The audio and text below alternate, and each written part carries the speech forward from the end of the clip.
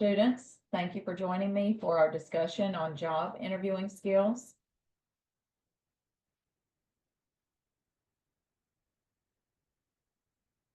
My name is Christy Hare, and like many of our NMSU students, I was also a first-generation college student. I have a bachelor's degree in business administration, specializing in management, and later in my career, I earned my MBA. I was a career services coordinator with the Global Campus, and I've been working in higher ed since 2017. During that time, I've taught several business classes and workshops, with one of those being business communication at the college level, and have been assisting students with resumes, cover letters, job searches, and mock interviews. And these are all things that you can reach out to NMSU Global Career Services for assistance with. So this is an overview of what I'll be covering in this seminar. So we've covered the first two items already. Next, I will cover the preparation before the interview, followed by appropriate attire. I will dedicate a couple of slides to do's and don'ts during the interview and scenario-based interview questions, followed by closing interview questions. I will then discuss the steps for after the interview, and then I will close with my contact information. So before the interview, so first we want to research the company that we are interviewing with. And so you might ask, well, how do I research the company? How do I know where to look? So a good place to start would be the company website and social media pages.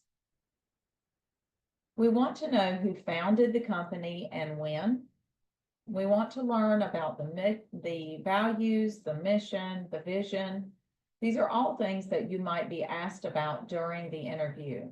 So for example, you might be asked, how do you feel that your values align with our mission, vision, or values? So this would be a really hard question for you to answer if you had not already looked to see what the values, mission, and vision of the company are in advance. You might also want to take a look at the LinkedIn profile of your interviewer so that you can learn a little bit about the person. You might want to note any current events related to the company in the news or the company's competitive advantage. Something that they are known for might be helpful.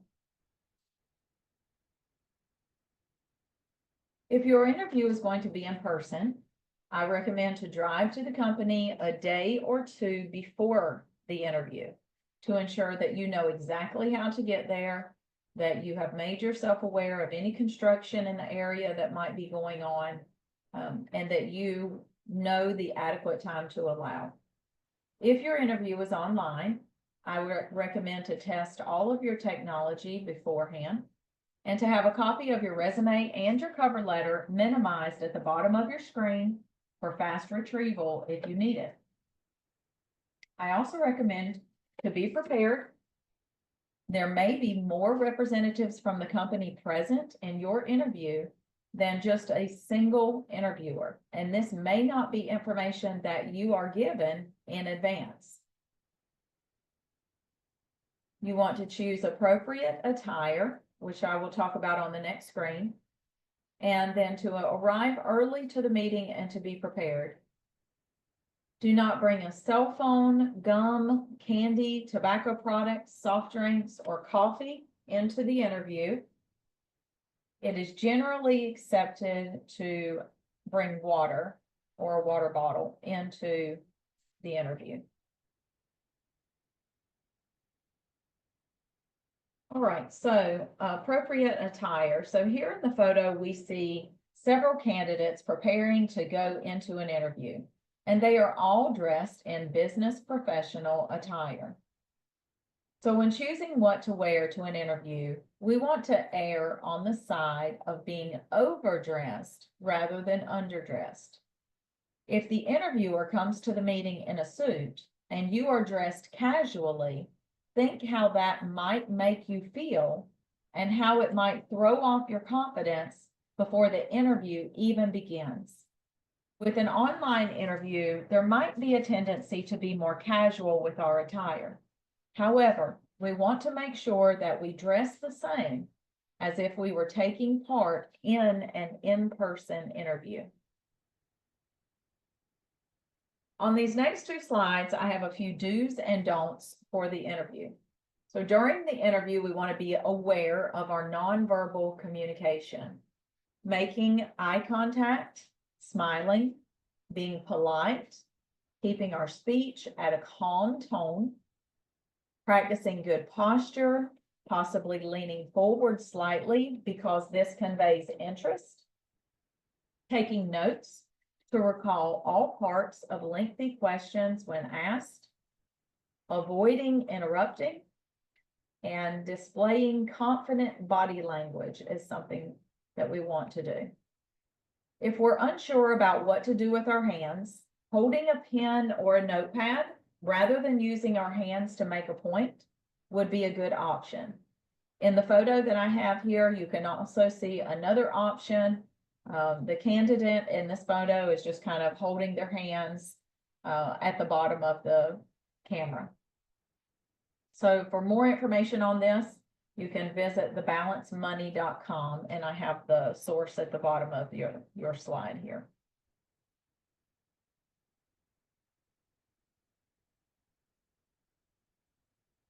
So during the interview, we want our focus to be on the value that we can bring to the company. We do not want to share personal, family, or prior work or coworker frustrations. And there's two reasons why we should not focus on negative past employment during our interview. First, if we share negative things about prior coworkers or prior job environments, the interview may think to themselves, what will this candidate say about us as they move on to their next employer? Secondly, we want to keep a positive tone while we're in an interview. We don't want to focus on past negative relationships or negative work environments. We want to be viewed as a positive team player that can get along with others. We never want to use profanity or ask about salary until we have received an offer of employment from the company. We do not want to ramble when responding to questions. And at the end of the interview, we want to have some questions prepared. Even if we don't have any questions, we want to come up with a couple of questions to make sure that this company is a good fit and is the right place for you. So when choosing questions to ask, we want to avoid asking the employer, what do they do here? Or what products or services do they sell or offer? Remember, these are things that we would have found out when researching the company. We also do not want to ask, what was the position that I'm interviewing for again? We definitely do not want to do that. So make sure that you know all of that information before heading into the interview. All right, so a couple of slides on scenario-based interview questions. So part of what is tested in an interview is the ability to think on your feet. Almost always, you do not have the questions in advance. So with scenario-based interview questions, you have to go back in time in your work history and pull a specific example of a situation and how you responded to it and the outcome, and you have to do this in just a few seconds without knowing the question in advance. So this definitely is challenging. The way to do it is to practice, which leads me to our pro tip here. You have a great resource in NMSU Global Career Services that you can schedule a mock interview, and we can ask you scenario-based interview questions and give you feedback on your responses in a non-pressured situation. What we want to avoid with this type of question is rambling or getting off topic with a long-winded response that does not answer the question, which is what can happen if we're not prepared for this type of question. We want to get to the point right away and keep our answer concise. And so I have a few examples of scenario-based questions here. Again, we can practice many more of these in a one-on-one coaching session. Scenario-based interview question might start off in a way such as the examples that I have here. Can you recall a situation in which? Tell me a time when.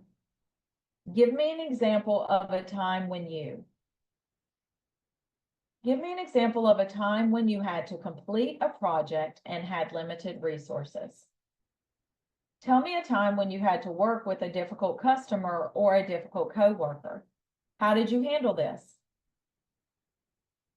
Tell me a time when you were unable to complete a project on time.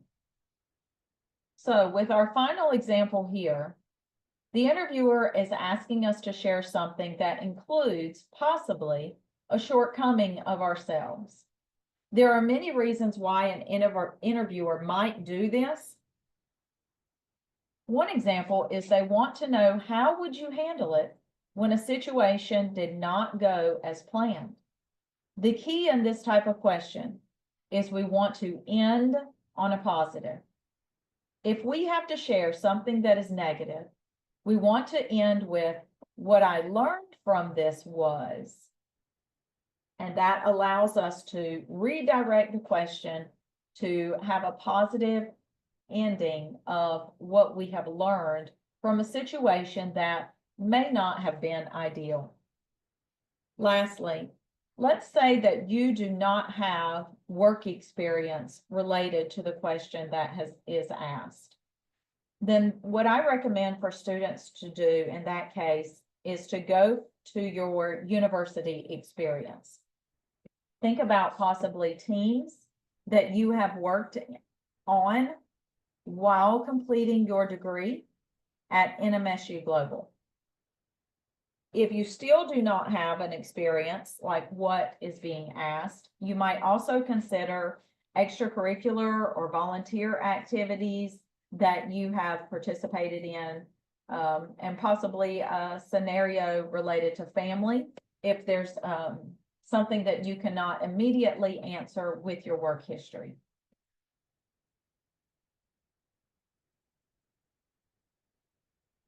All right, on this slide, I've created a graphic here to help reinforce the acronym STAR for answering scenario-based interview questions. And using the STAR acronym, we want to quickly provide the situation background, the problem or the task, the action that you took, and the resulting outcome. So for instance, let's say that you were asked the question, tell me about a time when you had to handle a difficult situation with a team member.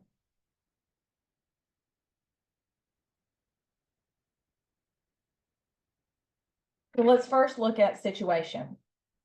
At my previous employer, I was part of a project team tasked with launching a new product feature with a tight deadline.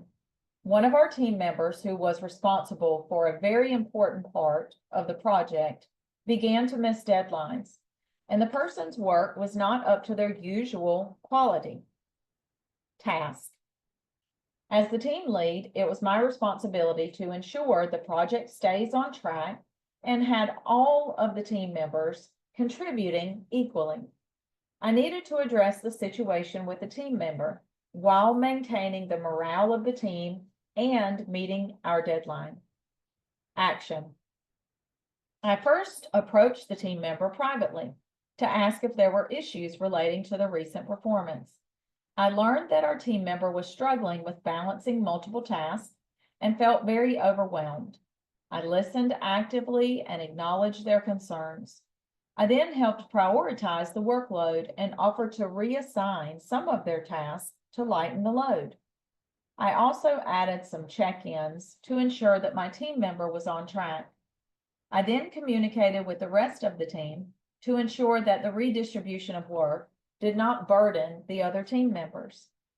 Result: by working together, the team member was able to complete tasks on time and at a higher quality level. We successfully launched the product feature on schedule, and the team member appreciated the support. The experience also improved our team communication and collaboration moving forward. So using the STAR acronym, we shared the situation, the task at hand, the action taken to correct it, and the results that were achieved. This response demonstrates problem-solving skills, leadership, and teamwork. Now, additionally, in our responses, whenever possible, we want to use specific data.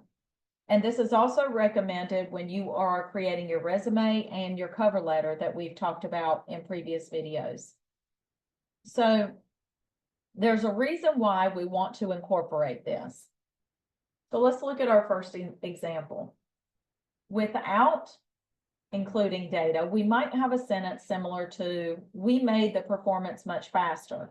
But if we can include specific data, such as we reduced the server-side latency from 10 milliseconds to 1 millisecond.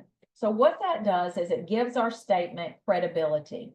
And so that's a reason why we would like to add concrete, truthful data into our responses if we have the ability to do that. Two other examples: nearly all customers. Instead, if we can use something similar to 92% of bonus club members, or instead of significantly better, we might use up 34 bonus points, or what pertains to your particular answer. In other words, being as specific as we can with our responses. All right, and then closing questions. We want to ask at least 2 questions at the close of the interview. The reason for this is because it conveys our interest in the position to the interviewer. You may want to have more than 2 questions prepared just in case your question choices happen to get answered during the interview. You will still have some extra questions that you can pull from. So let's take a look at the questions that we have here for examples. Question 1, what led you to choose this company for yourself? Question 2, what do you love most about working here? So the good thing about questions 1 and 2 are that they give you an opportunity to learn more about the person that is interviewing you, which could possibly be your supervisor. So it's good to try to learn more about them if you can. So question 3, can you share next steps in the process? That might be a good last question. Question 4, can you describe a typical day or week in this position? Another option, you might ask a follow-up question to something that you found interesting during the interview. Another option would be to say, what are the most immediate projects for this position? And so question 7 is one of my personal favorites. It's one that I used specifically in my interview here with NMSU Global. And when I used this question at the close of my interview, the person interviewing me said, wow, that's a really good question. So I absolutely recommend it. That kind of sealed the deal for me that that's a question that I want to include. So question 7, is there anything that I did not address in my responses that you would like to have heard? So why do I like question 7? And the reason why is because it is a really great catch-all question, because it gives you an opportunity to share perhaps something that the interviewer wanted to hear you say, but maybe it didn't come up in the particular questions that were asked. And so this question gives you an opportunity to share something that the interviewer wanted to hear, but maybe it didn't come up.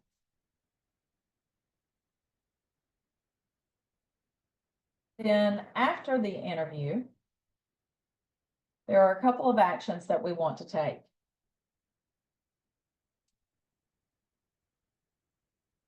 First, we'd like to follow up with a thank you note by email to our interviewer, thanking them for the opportunity to interview and to learn more about the position.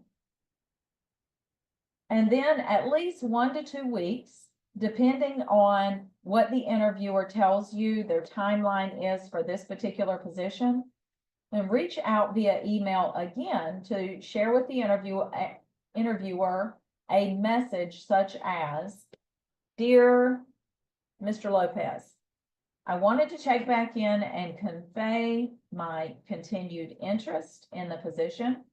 Thank you for giving me the opportunity to interview. Please feel free to reach out to me if you have any additional questions." All right, and then finally, my contact information is provided here. Again, I'm Christy Hare with NMSU Global Career Services. My telephone and email are listed here. Also, I would encourage you to check out the other workshops that we have recorded during the course of the semester. There's great content there that can be beneficial, and most of it is the videos are very brief and you can watch them with just a minimal time commitment. Also, the lobby of our virtual career fair is still open. And so what that means is you have an opportunity up until May 9th to take a look at the information from the companies that participated and determine if those companies might be ones that you would like to connect with. And then finally, we have our department email listed here, globalcareerservices@nmsu.edu. If you have a problem remembering my email, then if you can remember that one and send a message, that message would go to all the career service coordinators, and we will be happy to answer your question and connect you with the resources that you need. Thanks again so much for your attention, and reach out to us if you have any questions. Have a great day.